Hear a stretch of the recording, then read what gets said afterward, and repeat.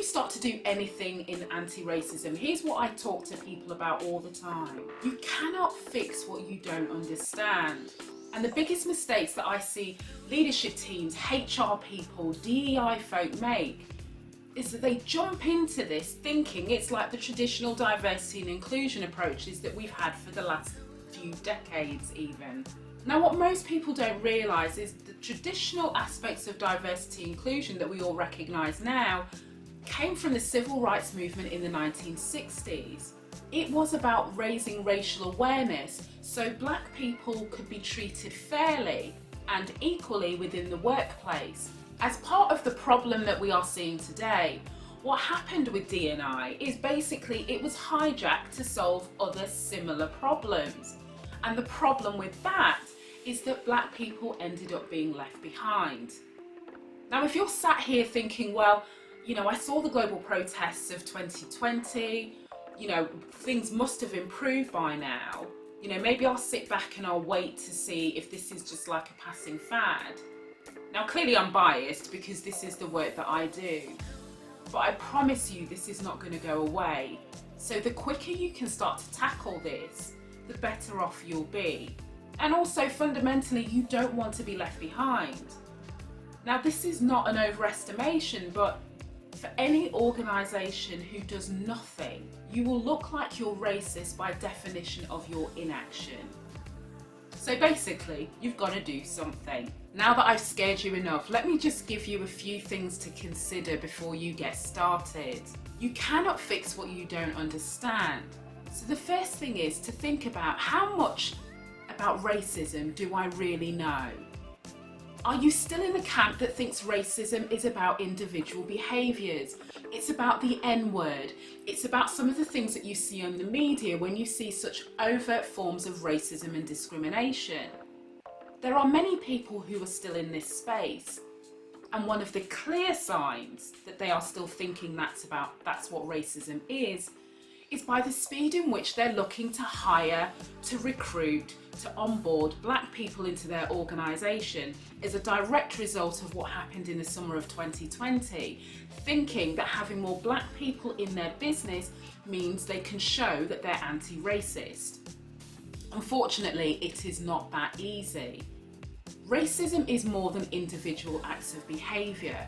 There are other aspects of racism, in particular cultural racism, which is about how the media and society perpetuates certain stereotypes, images, and reinforces the racial hierarchy in which we live in, with white people being at the top and everybody else being underneath, with black people being at the very bottom.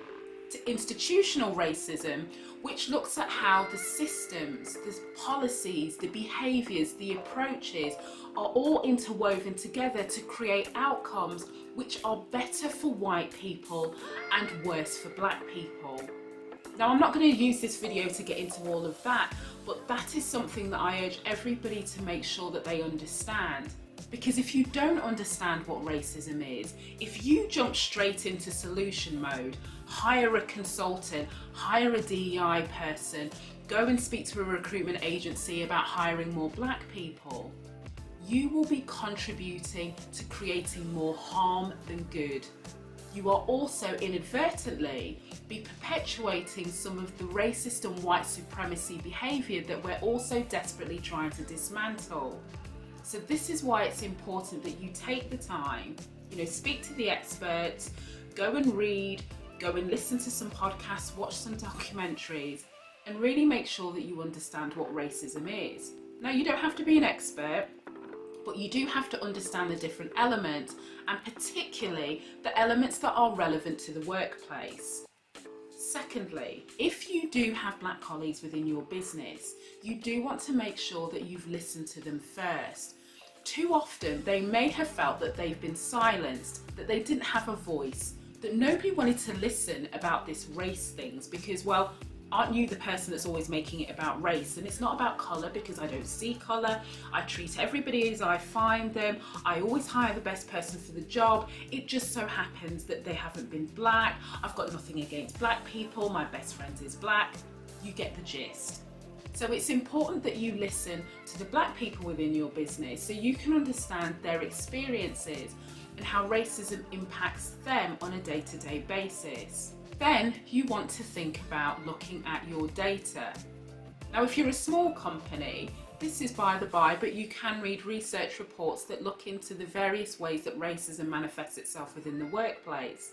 If you have a sizable team, you want to be looking at the data that's available to help give you an understanding of the scale of the inequalities that exist.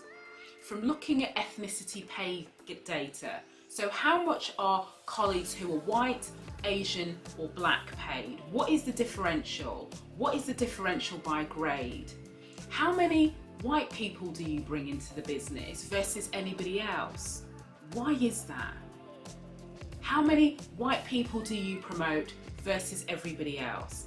How many black people do you give opportunities to, whether that's formal secondments, informal opportunities to work on what we call glamour projects, right? So the good stuff, the sexy stuff that everybody wants to be involved in. What do your retention figures look like? Who's leaving? Who's staying? And one of the biggest questions that I think we never ask, and I believe we should, is if you're in a business that's majority white, how often have you sat there and said, why is it that my company, my culture, works so well for people who look like me? What is it that makes them stay and everybody else leave? What do I need to change? Those are the sorts of questions that you want to get into, rather than sometimes we spend more time trying to guess and second guess why black people aren't joining, why black people aren't staying, and what else is going on. You cannot be an expert in black people, but what you can do is reflect on your experience and use that as an opportunity to ask some fundamental questions. You also want to think about what your anti-racism framework looks like.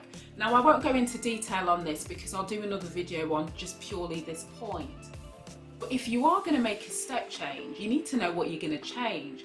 And that's why I'm always advocating for people to look at their data, to look at root cause analysis. You want to be looking at the hard data, the statistics, anything that's held in a spreadsheet. And you also want to be using qualitative data, so the stories, the experiences of your black colleagues, or even if you have black suppliers, talk to them about their experiences and how they navigate the business world. Then when you're building your framework, you're thinking about the specific issues that you can tackle within your organisation that is within your remit of control. The other piece to think about is how you can engage your key stakeholders, whether that's your employees, whether that's your suppliers, whether that's your shareholders or investors. How do you let them know that you're serious about this?